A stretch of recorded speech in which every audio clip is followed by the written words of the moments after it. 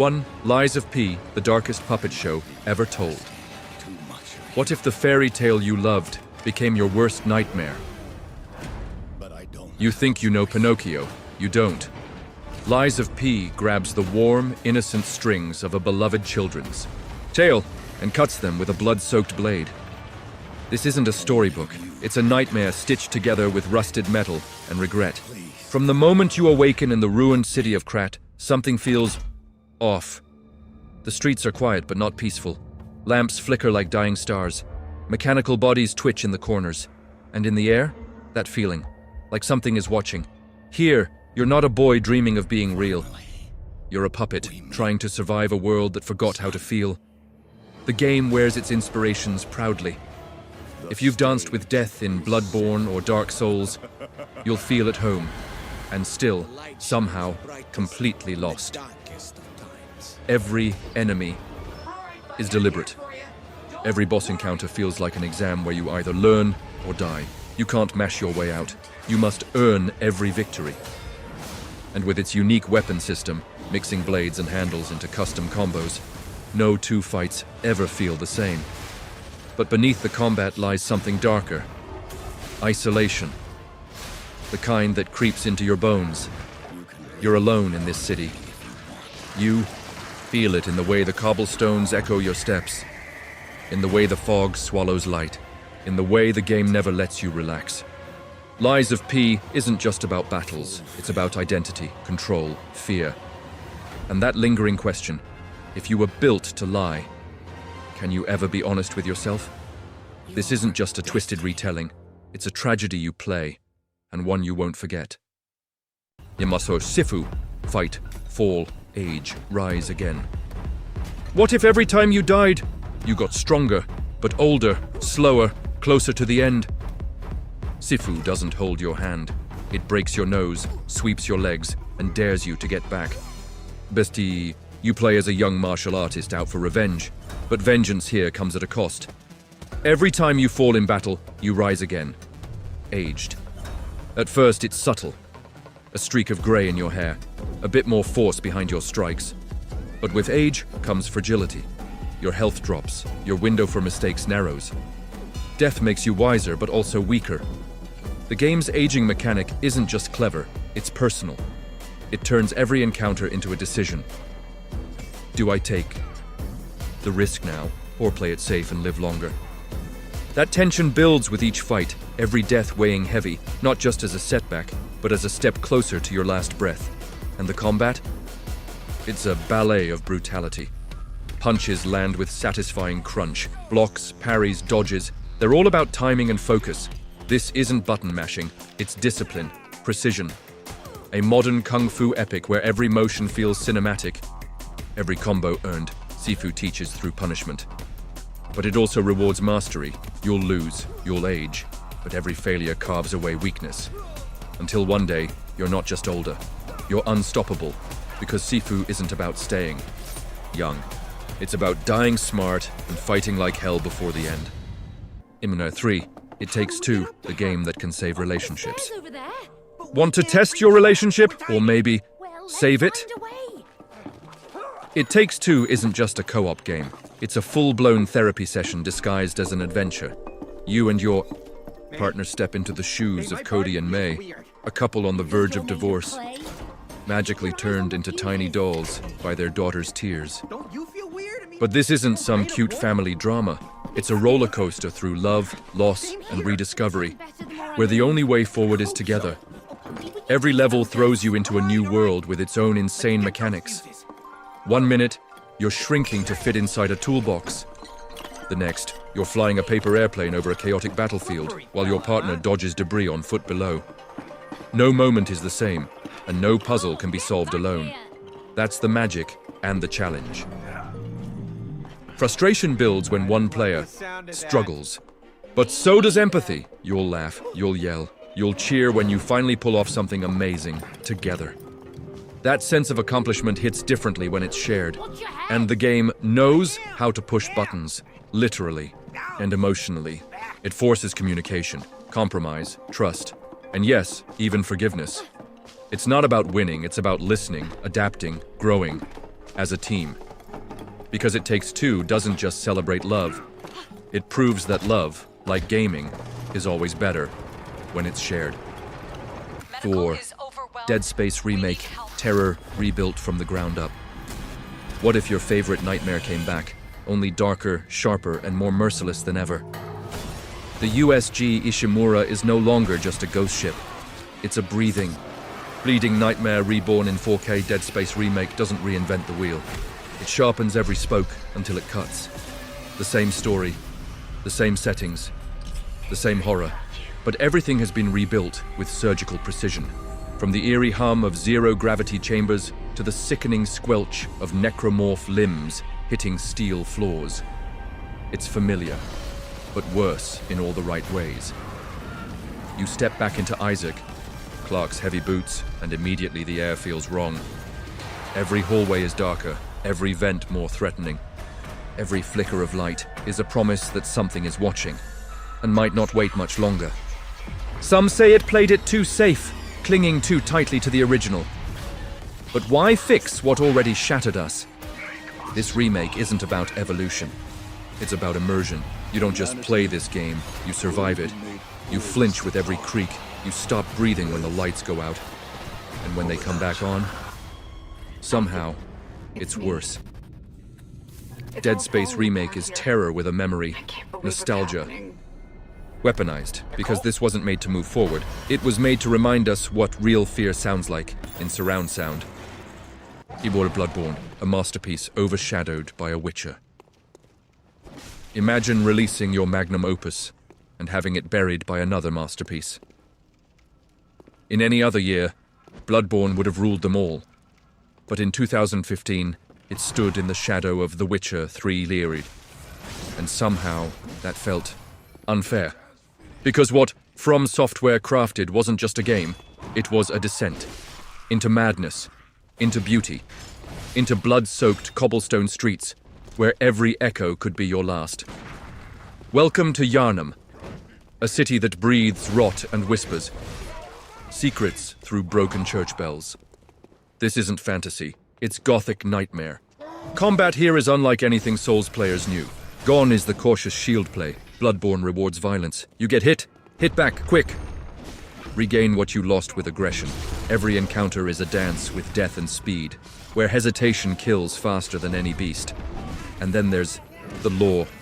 Nothing is handed to you. There's no narrator, no quest log, no comfort.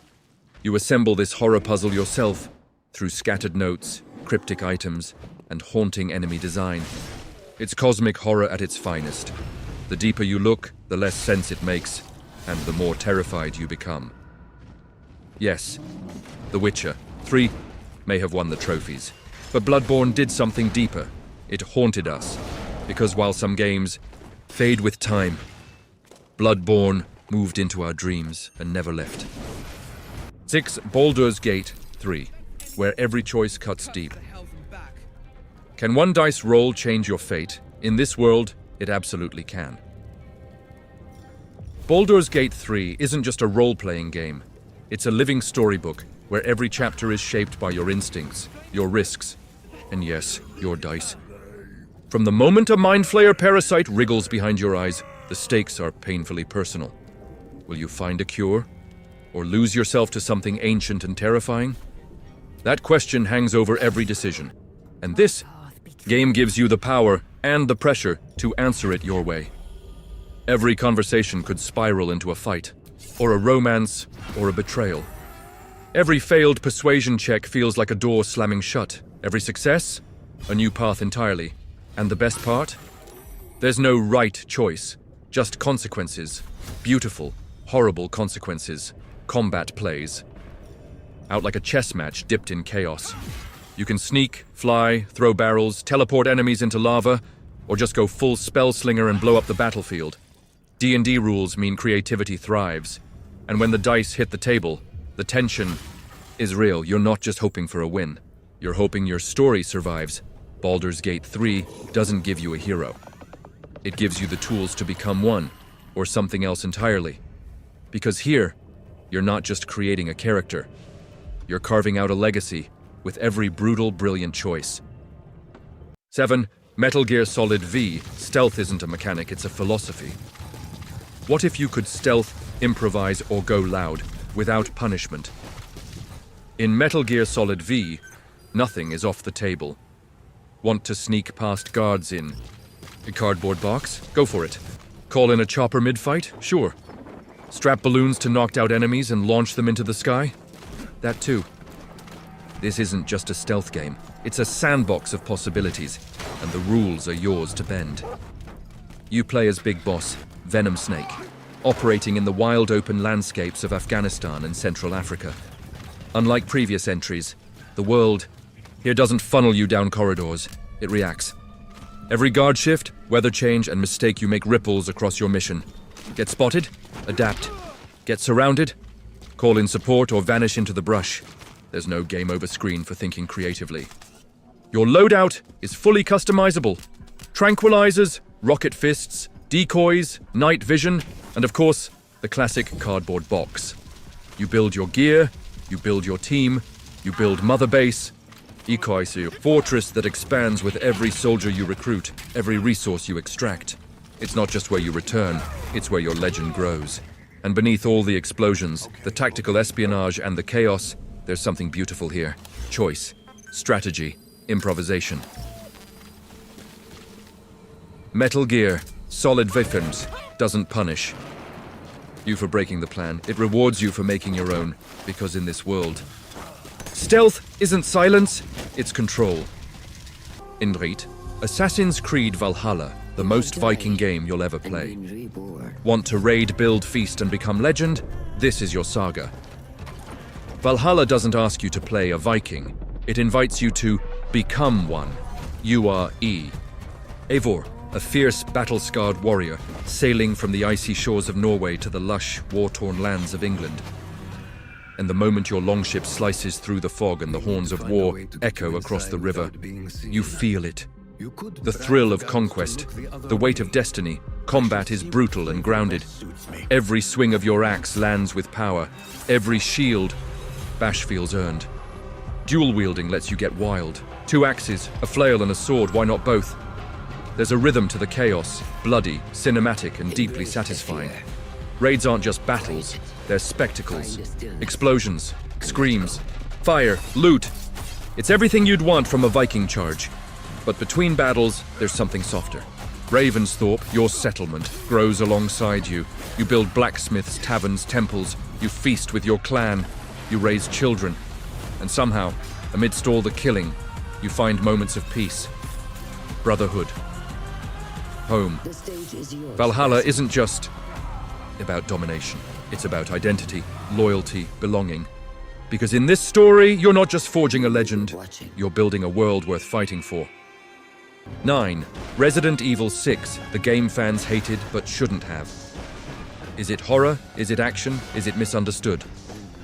Resident Evil 6X is the black sheep of the franchise. Critics called it unfocused, fans were divided, and let's be honest, it tried to be everything at once. 4 campaigns, 4 tones, 4 completely different flavors of Resident Evil smashed into one chaotic package.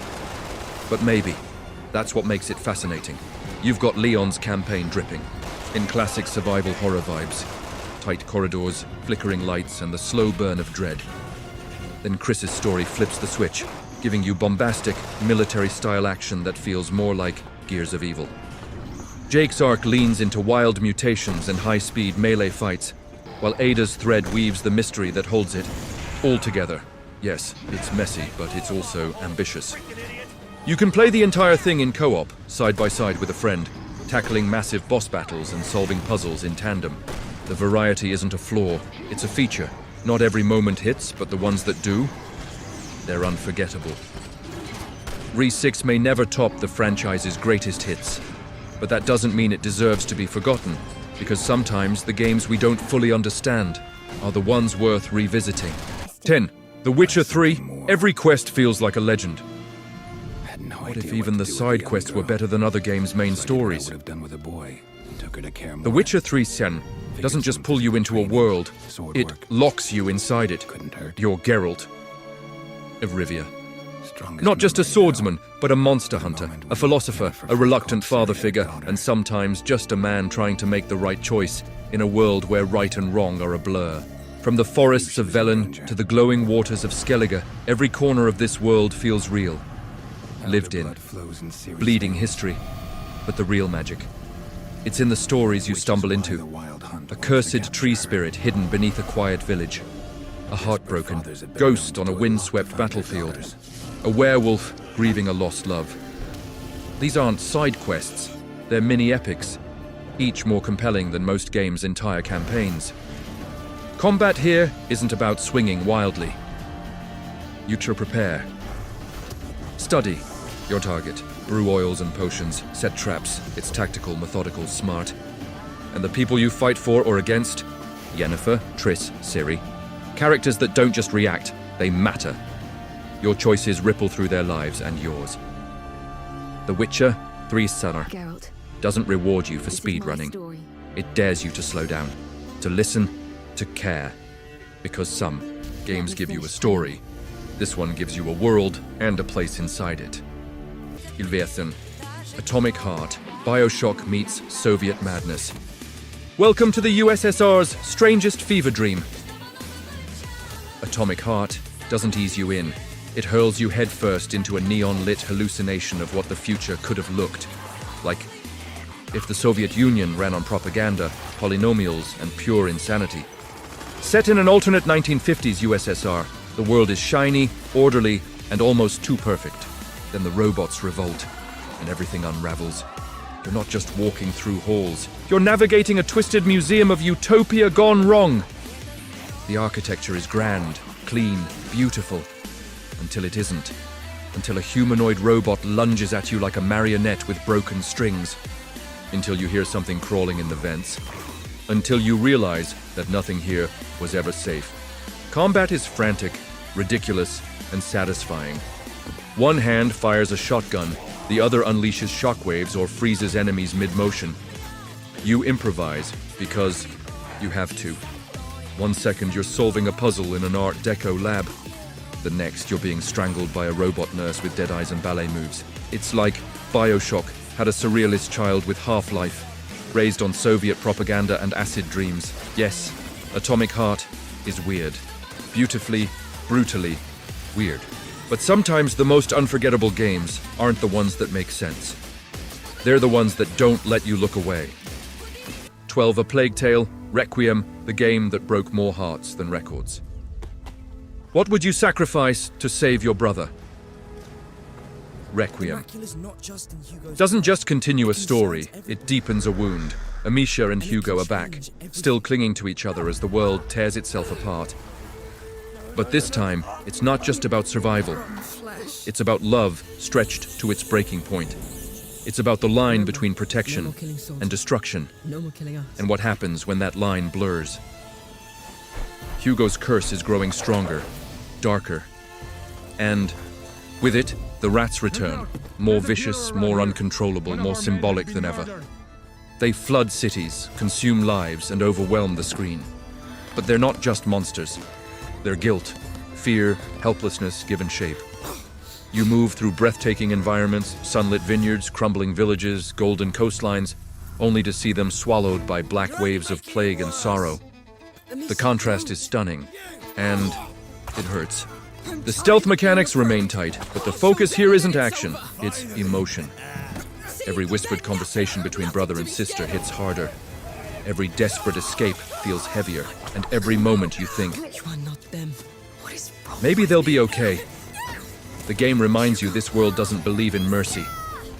It's not an easy play, but it's unforgettable because Requiem doesn't care about scores or spotlights. It just wants to make you feel, and it succeeds completely. 13. Hitman 3. Murder has never been this stylish.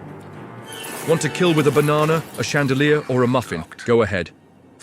No other game lets you assassinate someone while dressed as a flamingo and still feel like a genius. Hitman, through Oz, is a masterclass in freedom, creativity, and unrelenting style. Where murder isn't just an objective, it's an art form. You are Agent 47, the world's most dangerous man with the world's most unimpressed face. Dropped into lavish playgrounds like a skyscraper in Dubai or a murder mystery mansion in Dartmoor, your mission is simple. Take out the target. How you do it, though, is anything but. Poison their wine. Lure them under a chandelier. Hide in a closet until the perfect moment. Or if you're feeling theatrical, frame a fellow guest in a twisted game of social chess. These maps aren't levels. They're intricate puzzle boxes, every NPC a piece, every opportunity a lever waiting to be pulled. What makes it brilliant isn't the action, it's the restraint. The silence before the shot, the joy of slipping away unseen, the dark comedy of your disguises and improvised kills, all stitched together with an icy professionalism that somehow never cracks. Hitman 3 doesn't just ask, can you kill? It asks, can you kill cleverly and with flair? Because in this world, the cleanest murders are the ones no one ever sees coming. 14. The Evil Within 2. Terror that crawls into your head. Open world horror. It sounds wrong until you play it. The Evil Within 2 coins breaks the rules before it breaks your sanity. It takes the suffocating dread of classic survival horror and stretches it across a semi-open world. You're free to roam. But freedom doesn't bring comfort here. It brings paranoia. Every alley, every creaking house, every flickering street lamp is a dare. Go ahead. See what's waiting. You play as Sebastian Castellanos, a broken man, searching for his daughter in a world stitched together from nightmares. This isn't a haunted mansion. It's an entire town built from trauma. And somewhere out there, something watches you. Something that doesn't breathe. Something that smiles wrong. You'll meet creatures straight from a sleep paralysis episode, like the Guardian, a shrieking, multi-limbed abomination fused with buzzing saws and rotting flesh. You never forget your first time hearing it, or running from it with shaking hands and 2 bullets left. You can sneak, scavenge, or go guns blazing in pure panic. But the smartest option? Think, plan, survive. What makes The Evil Within 2? Special isn't just the scares, it's the slow burn, dread. The quiet moments when nothing happens come on, but your heartbeat won't slow down, because in this twisted psychological world, the scariest monsters are the ones inside your head. 15. Far Cry 5. The apocalypse hits too close to home. What if the real enemy is next door? Far Cry 5 doesn't take you to a war zone overseas. It doesn't throw you into a dystopian future. Instead, it drops you into the wide-open beauty of rural Montana, and then dares you to survive what's already festering there. A doomsday cult has taken over. Not in a comic book way, in a frighteningly believable one. Their leader, Joseph Seed, isn't just charismatic, he's chillingly calm. He smiles as the world crumbles. And the worst part? His vision doesn't feel that far-fetched. You're the resistance. How you fight back is entirely up to you. Snipe silently from the treetops, lead an all-out explosion-filled assault, or unleash Cheeseburger, your trained grizzly bear companion, on an unsuspecting outpost. Yes, that's real, and it's glorious. Instead of one strict storyline, you earn resistance points by exploring, liberating, and surviving however you want. The more chaos you cause, the closer you get to toppling the cult's grip on the region. But with each step forward, the narrative gets darker, more unsettling, more real. Because the horror of Far Cry 5V doesn't come from monsters or magic. It comes from the chilling thought that one day, this might not be fiction. Yonontom Thief, 2014. Sneaky, flawed, and still worth it. What if a stealth game gave you nowhere to hide? Thief, 2014, had a lot to live up to. And yes, for longtime fans of the series, it stumbled out of the shadows more than once. The world felt more constrained, the AI wasn't as sharp as it should have been, and some missions funneled you a little too tightly through preset paths. But if you strip away the legacy and just look at what's in front of you, there's still a lot to admire. You are Garrett, a master thief navigating a city drowning in corruption and disease. The world is grimy, dark, and suffocating in the best way possible. Every creaky floorboard, every flickering torch, Every guard's cough becomes part of your strategy. Stealth here isn't just visual, it's oral. The game teaches you to listen. There's a texture to this world that most stealth games ignore. You don't just slip through shadows, you feel them. And when you pull off the perfect heist without alerting a soul, there's a quiet thrill that no explosion could ever match. Thief may not be a genre-defining classic, but it doesn't need to be, because sometimes stepping quietly through a broken city is reward enough. In 17, Dead Island 2, bloody, sunny, and weirdly cathartic. Sometimes you just want to kill zombies in Hollywood mansions. Dead Island 2 Wix doesn't try to be profound. It doesn't whisper philosophical questions or make you ponder the fate of mankind. Instead, it hands you a wrench, throws you into a blood-soaked Los Angeles and says, "Go wild." And honestly, that's kind of refreshing. The game wears its tone on its blood-splattered sleeve. This is a world where you can slice through a zombie on the steps of a beachfront mansion, then admire the view. It's absurd, it's gory, it's fun. Every swing of your weapon feels meaty. Every hit delivers with bone-cracking satisfaction, and the sheer creativity of the carnage turns combat into a playground of chaos. Set in a fictionalized, glamorized version of LA, now called Hella, you'll explore everything from luxurious pools to burning film sets, each filled with rotting, stumbling tourists and mutated influencers. The contrast between sun-drenched skies and decaying flesh makes the horror feel surreal and darkly comedic. Dead Island 2 Sick doesn't want to change your life. It just wants you to laugh, wince, and lose track of time in the most over-the-top zombie apocalypse imaginable. No deep choices, no emotional twists, just beautiful, bloody mayhem, and sometimes that's enough. State of Decay 2, building hope in a world that's fallen apart. What risks will you take? You don't just survive, What you rebuild. mistakes will you make? State of Decay. Tu Huang doesn't glamorize the apocalypse. It strips it down, leaves it raw, and asks a much harder question than, can you kill the zombies? Can you keep your people alive?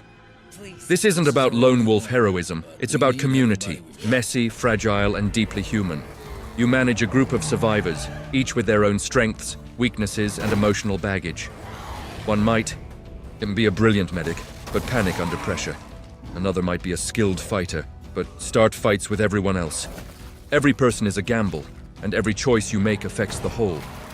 You'll scavenge for food, fuel, medicine, sometimes in broad daylight, sometimes while running from a blood plague. But the real weight isn't in the loot, it's in the moments.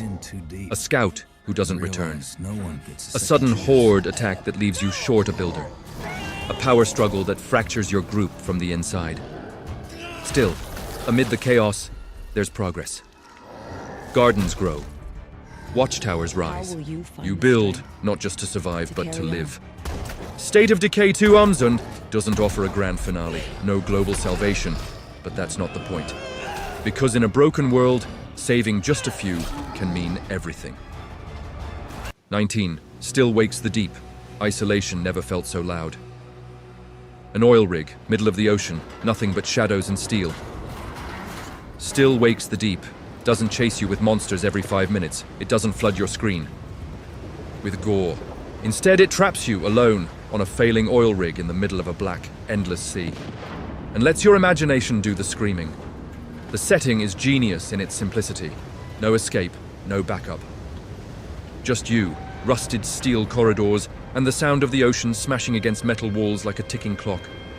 Every creak of machinery, every flickering light, every whisper of wind through a broken vent, it feels alive, like the rig itself is watching.